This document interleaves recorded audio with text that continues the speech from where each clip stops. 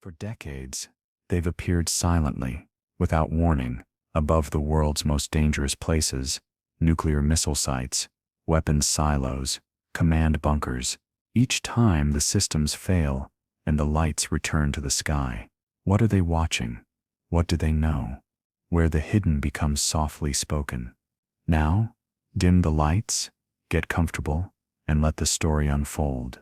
Tonight, we drift into the mystery behind one of the most persistent questions in modern history. Why do UFOs always visit nuclear bases? Chapter 1. Echoes from the Cold War.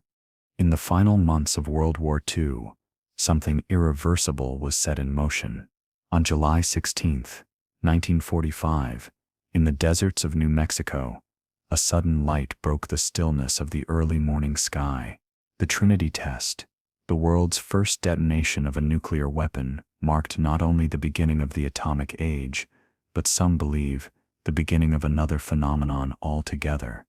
Barely 2 years later, in 1947, a small town in New Mexico would become the center of global speculation: the Roswell incident. Though the U.S. military swiftly declared the debris discovered on a ranch was nothing more than a weather balloon, the original press release mentioned the recovery of a flying disc. It was a confusing and quickly retracted statement, but it planted a seed: the idea that something unknown was sharing our skies. What followed was a strange parallel. As nuclear weapons were developed, tested, and stockpiled across the globe, reports of unidentified flying objects that moved with uncanny speed and precision, began to rise. In 1949, just 4 years after the Trinity explosion, a confidential FBI memo, known today as Memo 6751, was circulated internally. It mentioned flying saucers and suggested they were not terrestrial in origin. Though the memo remains controversial, it signaled a shift in how seriously these sightings were being considered behind closed doors. At the same time, Project Sign was initiated by the U.S. Air Force, the first official investigation into what were then called flying discs. It was followed closely by Project Grudge, and later, Project Blue Book. But while these programs were beginning to take shape, something subtler was happening across the country. At nuclear research labs, testing sites, and military bases, personnel began quietly reporting sightings of objects behaving in ways no known aircraft could. At Los Alamos, where many of the brightest minds of the Manhattan Project had once worked, scientists began witnessing strange lights hovering over restricted zones. The sightings were often dismissed as atmospheric anomalies or misidentified aircraft. Yet, the consistency in reports, silent, hovering, disc-shaped, became difficult to ignore. Meanwhile, in the Nevada desert, where nuclear weapons were now being tested regularly, security teams were logging reports of small, glowing orbs moving over the test range just before and after detonations. Radar operators sometimes tracked objects, performing aerial maneuvers beyond the capacity of jets at the time. Again, these were quietly archived, not openly discussed. The link between these sightings and nuclear activity might have gone unnoticed had it not been for patterns. Each time a major test occurred, particularly in the U.S., waves of sightings seemed to follow in surrounding regions. The timeline continued this way through the late 1940s and into the 1950s, when the Soviet Union successfully detonated its first atomic bomb in 1949. U.S. intelligence noted increased reports of unusual aerial phenomena, not only in America but globally. In 1952, Washington, D.C. experienced a now famous event. Over several consecutive nights in July, radar operators at both Washington National Airport and Andrews Air Force Base tracked unknown objects entering restricted airspace. Jets were scrambled, but by the time they arrived, the objects vanished. When the jets left, the objects returned. This incident became front-page news, prompting the Air Force to hold an unprecedented press conference to calm public concern. Again, this happened during a period of accelerated nuclear development. To some within the military, the connection became harder to ignore. Internally, briefings began to acknowledge that a disproportionate number of UFO sightings were occurring in or near nuclear sites, not just weapons facilities but power plants and research installations. Still, for the public, the story remained fragmented. Project Blue Book, which would go on to investigate more than 12,000 cases by the end of its life in 1969, officially concluded that most sightings had conventional explanations, but hundreds remained unexplained. In many of those, nuclear connections were noted quietly in the case files. It wasn't until decades later, after the Cold War began to wind down, that former officials started speaking out.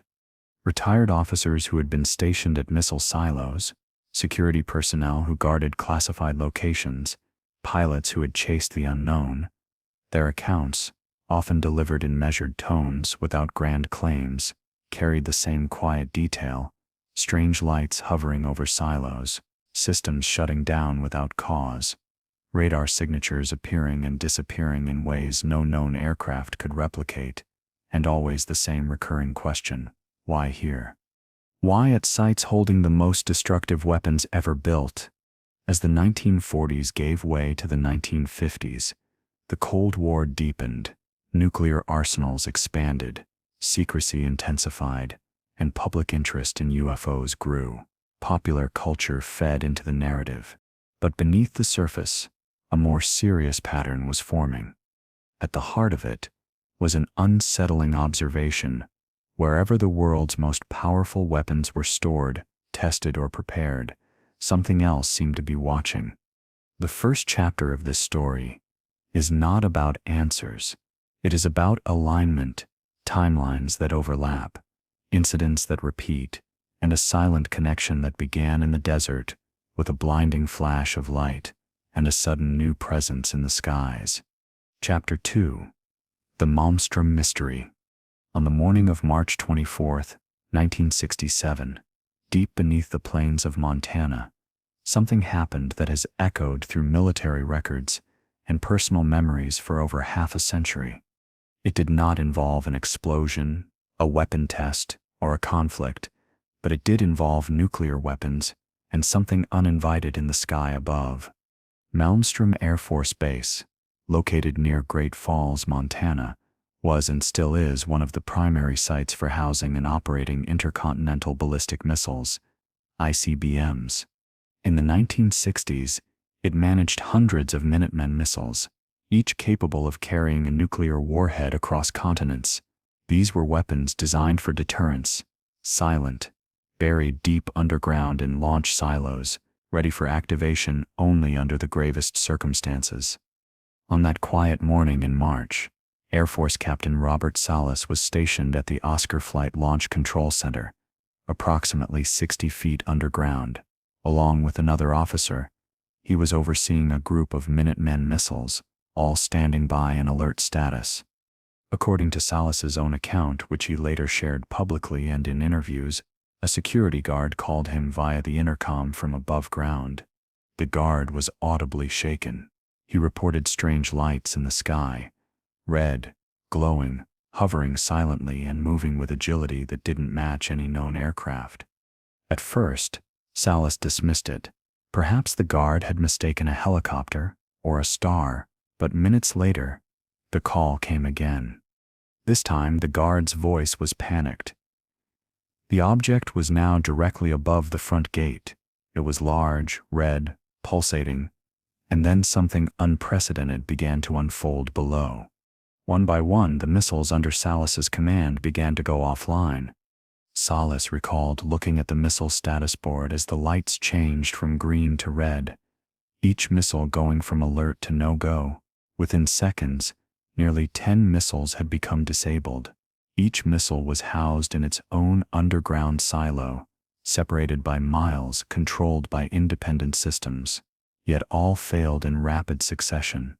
There was no explosion, no attack, no trace of mechanical failure that made immediate sense. Later, investigation teams from Boeing and the Air Force were brought in. They could not identify any physical cause. Engineers found no signs of power surges or environmental disruption. The systems simply stopped functioning, as if something had overridden them. Salas was ordered to stay silent. The incident was classified, and for decades, it remained buried in the maze of official documentation and institutional memory. But the personnel involved did not forget. Years later, Salas began speaking out carefully and deliberately. He wasn't seeking headlines. His tone was consistent, calm, and professional. Others who had worked with him or nearby began coming forward as well. One of them was Lieutenant Colonel Dwayne Arneson, who served as a communications officer at Malmstrom. He testified that reports of UFO activity during missile disruptions were not rare. Messages would circulate internally, flagged with urgency, but never released beyond classified circles. Another was Captain Eric Carlson, also stationed at Malmstrom, who confirmed that several missile shutdowns occurred during periods of reported aerial anomalies. The accounts, while varying in perspective, formed a steady pattern. Unknown aerial objects coincided with system failures that should have been impossible under normal conditions. What made the Malmstrom case distinct was not only the number of witnesses but the presence of hard systems data. The missile status boards, the launch control logs, the subsequent inspections all confirmed that something abnormal had taken place. The Air Force did conduct an internal investigation. While the official summary acknowledged the shutdowns, it attributed the issue to an unknown electronic anomaly. The possibility of external interference was not ruled out, but neither was it pursued publicly. Years later, portions of documentation were obtained through the Freedom of Information Act, FOIA. Some pages were heavily redacted, others provided fragments of technical analysis. In one memo, an officer expressed concern about system vulnerabilities in the presence of airborne unknowns, but no conclusions were presented, and no full explanation followed.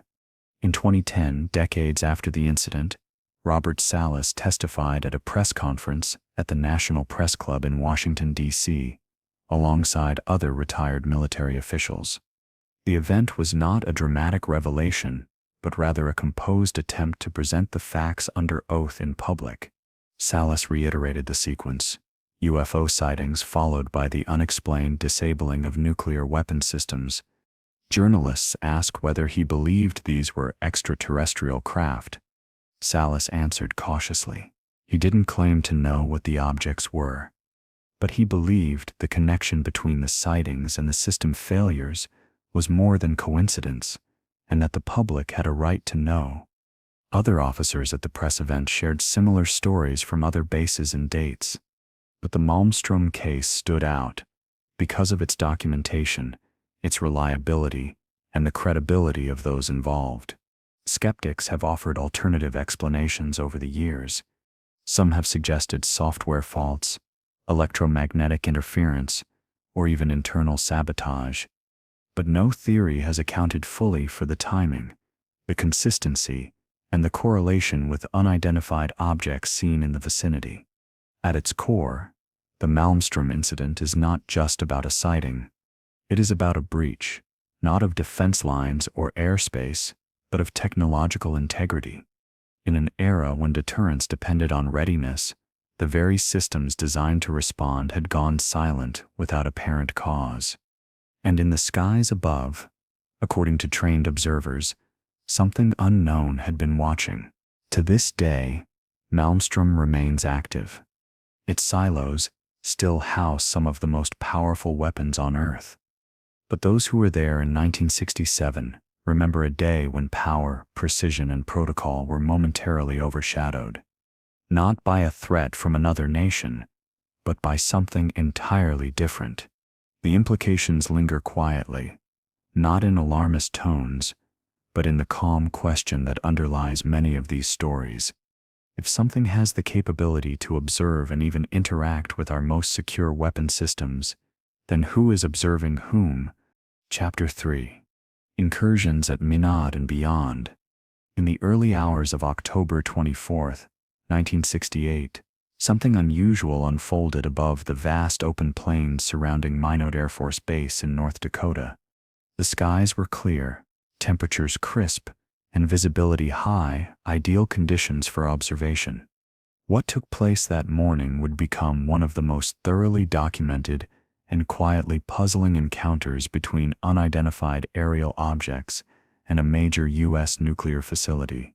Minot AFB, like Malmstrom, Montana, was and remains home to a large fleet of intercontinental ballistic missiles.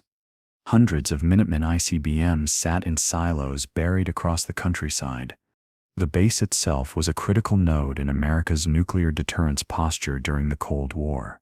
Shortly after 2 a.m., Airman First Class Bond and other security personnel patrolling one of the outer missile facilities reported seeing a strange luminous object hovering low in the sky. It emitted a pulsing light, alternately white and orange, and appeared to be maneuvering silently and without wings or rotor blades. Simultaneously, radar operators at the base detected an unidentified target. The object was fast, steady, and did not respond to radio contact or transponder queries. It moved in ways that didn't match any known aircraft, shifting altitude rapidly and executing tight turns without deceleration. At one point, the radar return showed it positioned directly above a nuclear missile silo. Witnesses described the craft as oval or disc-shaped, glowing, and seemingly intelligent in its movements. A B-52 bomber that had just completed a training run was vectored toward the location to investigate. As it approached, the onboard radar picked up the same target, a solid return matching the ground-based radar feed. The B-52's electronic equipment briefly experienced disruptions, something noted by the crew, but not fully understood at the time. Back on the ground, a team of security airmen pursued the light across the countryside. One patrol vehicle reported being nearly underneath the object, which hovered for a moment before darting away at a speed no conventional aircraft could match. The movement was described as instantaneous. No buildup, no sound, no observable propulsion. As the morning wore on, the object disappeared from radar. By dawn, it was gone. But the reports had already begun filing in, from radar rooms, cockpit voice logs, security teams, and field commanders. The Air Force's Office of Special Investigations, OSI, immediately took control of the incident. Personnel were debriefed, statements were collected. The incident, unusual in its detail and corroboration across multiple systems, was logged internally. Project Blue Book, the Air Force's public-facing UFO investigation program at the time, launched an inquiry. Despite the wealth of data, radar logs, flight crew accounts, ground observer statements, the final Blue Book summary concluded the object was a combination of stars, temperature inversions, and misidentified aircraft. Many of those involved quietly disagreed. Years later, declassified documents and taped interviews with Air Force personnel revealed a different tone. Radar technicians confirmed that the object had presented a solid radar return, meaning it was not an illusion or a reflection. Crew members of the B-52 emphasized that the object moved at speeds and with agility far beyond the capabilities of any known aircraft. In 1968, the Minot case stands out not just for the volume of evidence, but for the consistency across separate domains: ground visual sightings, airborne crew reports, and radar confirmation all took place in and around a facility responsible for storing and managing nuclear weapons. But Minot was not an isolated case. Throughout the late 1960s, reports of unidentified objects near nuclear facilities were quietly mounting across the northern plains. In Wyoming, security teams at F.E. Warren Air Force Base reported seeing bright, maneuvering lights above missile silos. Some incidents were filed away under routine logs, but others triggered elevated security alerts. In Montana, separate from the earlier Malmstrom incident, additional reports surfaced in 1969 involving glowing orbs near the base perimeter. They hovered at fixed altitudes, then moved away without sound. Radar logs occasionally captured unknown targets, only for the returns to vanish suddenly. And across the Canadian border, Royal Canadian Air Force, RCAF units near Cold Lake, Alberta, a known training area with nuclear weapons testing ties, also began recording incidents. In 1967, Canadian radar operators tracked a fast-moving object over restricted airspace. Pilots were sent to intercept, but the object climbed rapidly and disappeared. Unlike in the U.S., Canadian authorities made little public statement. The incidents were logged and filed under defense operations. What connected these sightings was more than geography. It was their proximity to high-sec locations and their recurrence during times of heightened Cold War readiness. These weren't isolated visual reports. They often involved multiple observers, equipment logs, and military radar systems, and consistently, the objects displayed flight characteristics beyond conventional explanation. Over time, some investigators began to detect patterns. Many of these encounters occurred during routine missile maintenance operations, times when underground silos were opened or weapons were being moved or inspected. Other incidents followed test exercises involving bomber flights with simulated nuclear payloads.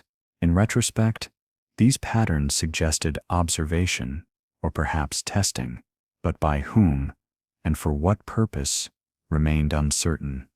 Official explanations continued to lean toward natural or human-made causes. Balloons, aircraft, stars refracted by atmospheric layers. Yet for many of those who saw these objects firsthand, these explanations fell flat. Captain James Pavitt, a radar officer who served during this period, later remarked in an interview, "These weren't set hallucinations. These were tracked objects, tracked by equipment designed to monitor enemy missiles, not stars." The broader question lingered. If these objects weren't from adversarial nations, and no evidence ever emerged to suggest Soviet craft were involved, then what were they? Some dismissed the encounters as Cold War paranoia. Others considered them a side effect of classified aerospace testing. And yet the sightings always seemed to occur where no secret aircraft were expected, and always near the world's most dangerous weapons. The Minot incident remains one of the most thoroughly studied military UFO encounters in American history. It has been cited in declassified intelligence summaries, presented at public hearings, and investigated by independent researchers. Despite this, no definitive conclusion has ever been offered. Perhaps that's because the event speaks not to one anomaly, but to a broader phenomenon, one that would continue to surface quietly and persistently wherever nuclear arms were stationed. The North Dakota skies have long since returned to silence. But in the memories of those who stood on duty that night, one fact remains unshaken. Something unknown entered a tightly controlled military zone, hovered above a missile facility, and left without a trace. And that something had no name. Chapter 4. Silence over the Sea. The USS Franklin D. Roosevelt encounters. The open ocean offers no shelter, no distraction aboard an aircraft carrier. Particularly in the 1950s and 60s, there were no city lights to pollute the sky, only the horizon, the stars, and occasionally something else. The USS Franklin D. Roosevelt, a Midway-class aircraft carrier commissioned just after World War II, served as a key part of the U.S. Navy's strategic posture during the early decades of the Cold War. She carried dozens of fighter jets, reconnaissance planes, and at times nuclear payloads. Between 1950 and 1975, she was deployed across the Atlantic, the Mediterranean, and the Caribbean. And during those years, something unexplained seemed to follow her. It began subtly, with scattered reports. In 1952, during maneuvers in the North Atlantic, several sailors reported seeing a bright object in the sky, large, silent, and disc-shaped. It remained visible for several minutes, before vanishing. The incident was chalked up to reflections or visual misinterpretation common at sea. But more would follow. One of the most notable sightings occurred in 1958, while the USS Roosevelt was participating in NATO exercises. During a clear night off the coast of Portugal, multiple crew members spotted a glowing object hovering off the port side. At first, they believed it to be an aircraft, possibly a Soviet reconnaissance plane, but the object didn't move like any plane they knew. It stayed motionless for over 5 minutes, pulsing with a bluish light before accelerating and disappearing into the sky at an angle that defied normal aerodynamics. No sound, no heat wake, no radar signature, despite active tracking systems on the ship. The encounter was noted internally, but not discussed publicly. In 1962, another incident took place, this one during a deployment near Guantanamo Bay. Several officers, including a Navy photographer, reported seeing a spherical object with a metallic sheen moving in a controlled path parallel to the carrier group. What made this event different was the attempt to document it. The photographer, according to later interviews, managed to capture images of the object using official Navy camera equipment, but shortly after the film was developed, it was seized by intelligence personnel on board. The images were never released, and the photographer was told not to speak about the event. Encounters like these weren't isolated to enlisted sailors or junior officers. In 1973, Marine Major George Filer, a respected intelligence officer, recounted an experience while aboard the Roosevelt. During a routine flight operation, pilots returning from a mission reported an unknown object pacing alongside their aircraft. The object, described as a glowing cigar-shaped craft, remained visible for over 10 minutes. Pilots reported that their instruments became erratic as they approached it. Upon landing, they filed incident reports. Filer was tasked with logging the event and preparing a summary. He later shared that the report was swiftly classified and removed from ship records by visiting intelligence officials. What stood out about these incidents wasn't just their frequency, it was the silence that followed. Sailors were discouraged from discussing what they saw. In some cases, they were formally debriefed. In others, they simply understood, without needing to be told, that certain things were better left unsaid. The Roosevelt, like many naval vessels at the time, occasionally carried nuclear weapons, though details remain classified. It's widely accepted among historians and former personnel that U.S. carriers in the Cold War routinely deployed with tactical nuclear arms. The proximity of these weapons to the reported sightings raised questions that few dared to explore at the time. During this period, similar encounters were reported aboard other Navy ships as well. The U.S. Coral Sea and the USS Saratoga both had incidents involving glowing objects observed over open water, often during times of high alert status or weapons drills, but none seemed to gather as many consistent reports as the Roosevelt. The open sea offered both visibility and isolation. With radar, sonar, and visual watch stations operating 24/7, naval vessels were some of the most heavily monitored environments in the military. When an object entered that domain, especially near a carrier with nuclear arms, it did not go unnoticed.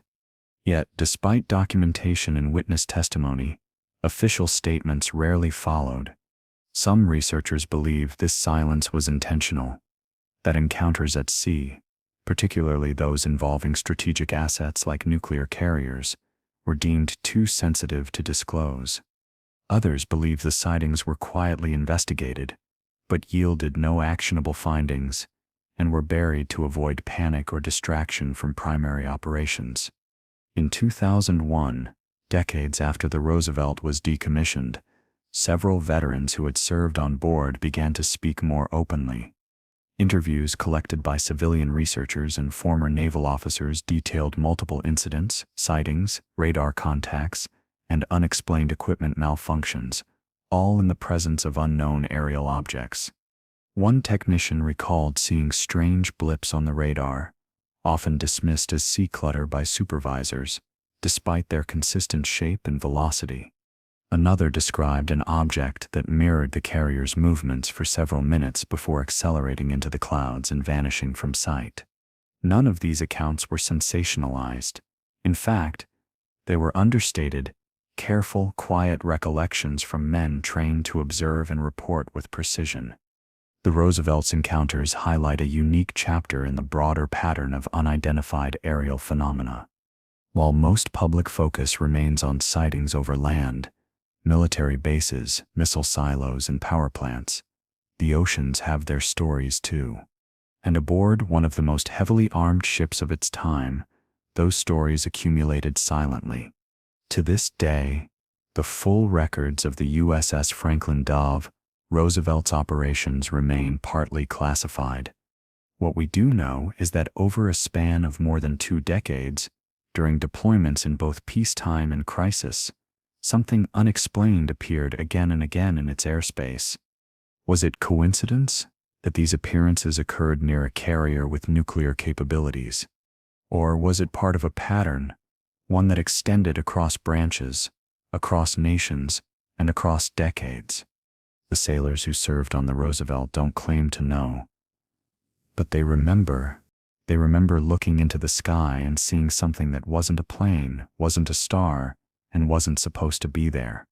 And they remember the silence that followed.